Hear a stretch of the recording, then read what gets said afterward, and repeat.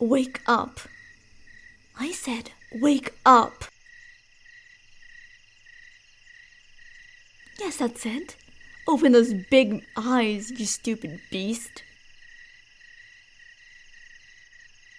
No, don't even try to move. Those heavy iron shackles around your legs aren't going to budge. An inch. Even for limbs as strong as yours. I'm sure you would love nothing more than to use your 4 claws and rip me apart. I can already see your right foreleg itching to be free from its restraints. But your days of doing that are done. You won't be terrorizing the people of our village anymore. Ever. Here, let me kneel down so I can look into that hideous face properly. Your hungry jaws are probably already drooling under that muzzle I snapped on them. Aren't they?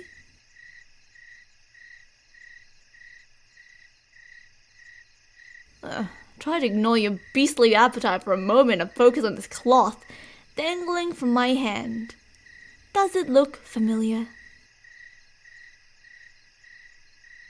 No, then look away. Unless you feel the sting of a crop on one of those two soft, sensitive paws. I'm an experienced werewolf huntress. I know all manners of methods to force beasts like you to be compliant. And most of them are quite unpleasant. So, returning to my question, I don't expect you to answer with words, of course, but I know from experience that you werewolves can understand our language. What I'm looking for is a glint of recognition in your eyes. Have you seen this rag before? Here, I'll hold it up to your muzzle. Take a good whiff. It was a shirt once. I know it's difficult to tell now that it's practically been torn through ribbons. But it was a shirt. Perhaps you've seen it before during one of your pack's savage attacks on our home. It belonged to a friend of mine. I know the concept of friends is foreign for monsters like yourself.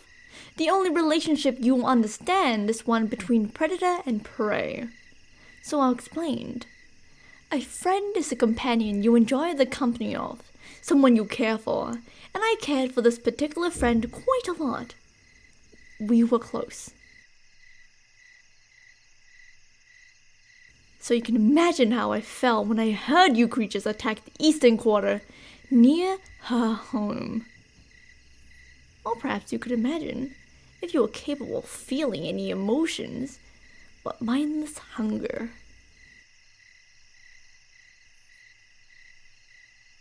We beat you back in the end, and of course, human intellect always prevails over brainless brute strength. But not before you took your usual share of innocent flesh and blood. I can still hear the screams, see the upturned carts lying in the streets, smell the acrid scent of sweat in the air. Most vividly of all, I recall running to my friend's home and finding this torn up, blood-stained rag to be all that remained of her.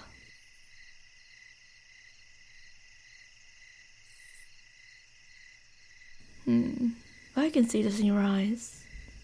Something about this is familiar to you. You were there when she was taken, weren't you? I suspect as much. Witnesses told me the attacking pack had black fur shot through with streaks of silver, just like yours. And I see how your eyes widened when you first looked at me. You recognize me from that night, don't you? That's the only reason I haven't put a silver bullet directly between your eyes yet. I knew one of you would have the information I've been looking for eventually. Don't think I don't see you trying so determinedly to stretch your right foreleg again. It's not gonna get free, no matter how much you squirm. So don't waste your energy. Shut up, I can't understand those barks, especially not through this muzzle. I have no desire to hear your yapping. Look in my eyes. Do I look afraid to you? I've felt dozens of wolves bigger than you. You don't scare me one bit. All I feel towards you is contempt.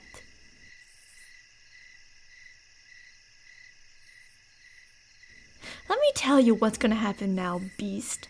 I'll speak slowly so you may understand.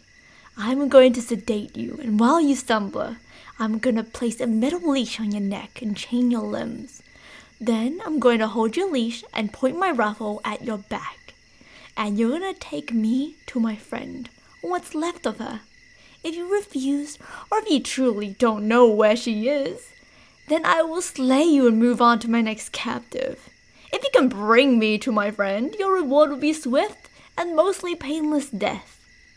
Those are my most generous terms I will ever offer the monsters who despoiled my home and stole my friend from me.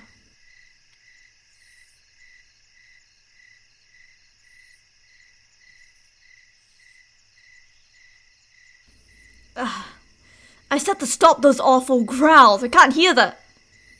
Wait, what is that? On your cheek. Is that... No, that's impossible. That can't be a teardrop. Werewolves can't cry. They're base, stubborn creatures. They always stay defiant. Until the end, they never show fear or sadness. I know well how you beasts work, but...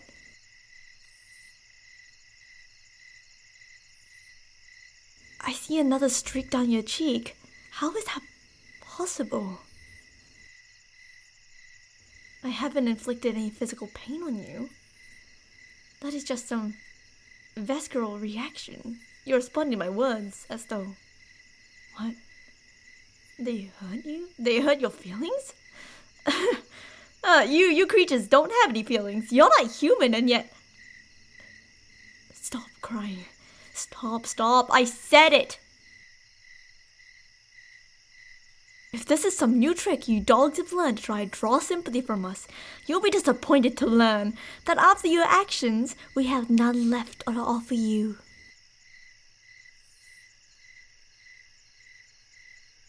I said stop barking. I can't understand you anyway. This makes no difference. None. Those tears streaming down your cheeks will not move me. I've seen your kind rip through innocent men and women without a moment's hesitation. You know no such thing as sorrow, as regret, forgiveness, and understanding are wasted on you if you really... Stop trying to break the damn right foreleg free! Unless you want me to break it. I told you, stupid dumb animal, you won't be able to.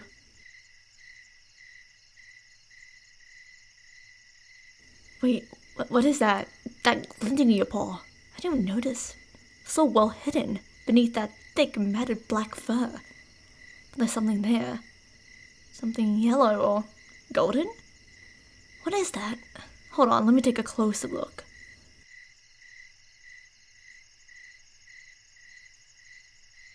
It's... Oh my god, that ring. It's too small for a werewolf's fingers. Not that your kind even wears jewelry. Look at how tight the fit is. You probably can't even get it off, and you're wearing that before you transform, weren't you? When you were still human, and... There. That's the inscription. I just had it etched. But that's impossible. Do you know who that rings belong to? Do you?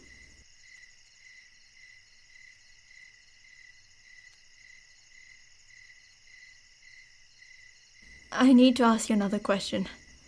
Here, let me remove this muzzle. I'm going to ask you for a number, and I want you to bark it that many times.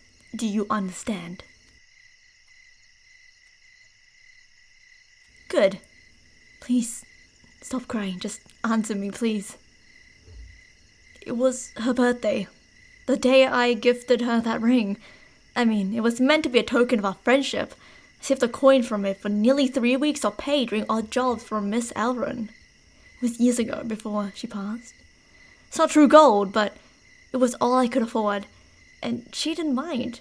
She always loved my gifts. Not for the opulence, but for the love of which I chose them. That day we had a picnic on the sandy banks of the stream, west of here. Just her and I. I can still remember how the honey wine I snuck from my mother's liquor shelf tasted. It was the first time I ever drank. Her first time as well. And I think she said, "We skipped stone in the lake." How many times did her stone skip before it sank?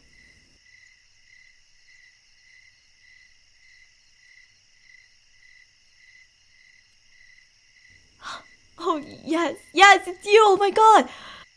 Remember how I teased you about making so few skips afterward? And you told me that I had stronger arms, but yet the stronger legs? But then we raced and I beat you again. And we just sat down both exhausted on an amber sandbar in the shade of a tall willow, laughing with one another. Oh my god, I can't believe you're alive. I was so frightened to think what happened to you after they came. Spent so many nights sharpening my knife, honing my aim with just a crossbow and my rifle, trying to commit maps of every inch of the forest to memory. I was willing to search wherever it took, if there was even the slightest hope of bringing you home. How did this happen? One of them must have bitten you. Oh my god, imagine how it must have felt like becoming one of them. Then waking up to see me here, threatening you, ready to hurt you so cruelly, and to be unable to speak to me, explain everything. No wonder you shed tears. I'm so sorry. If I had only known. Let me slip these shackles off now. I know as sure as I know my own name that you will never hurt me. There we go. Is that better?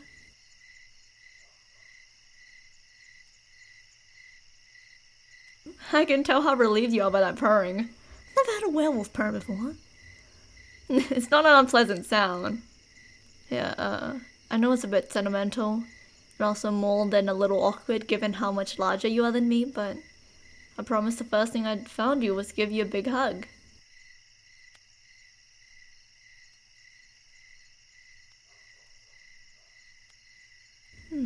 That was nice.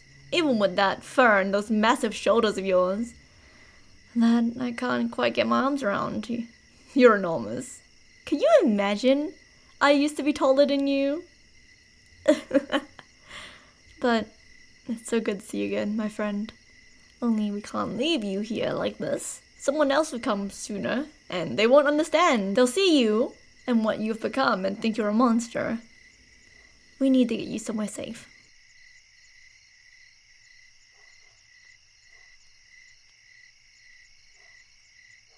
You'll come home with me for now. There has to be a way to reverse the curse. That werewolf can never be turned back. But there has to be a way. I'll find one. I'll bring you back, I promise, no matter how long it takes. Until then, you stay in my basement. I'll bring you some leftovers from dinner for your food. I'll bring you other things too. Perhaps some hay from the stables to sleep on, and a basin to bathe in. It won't be so bad, I promise. Does that sound alright to you? You may nod or shake your head in response if you like. Good. Follow me then, quickly.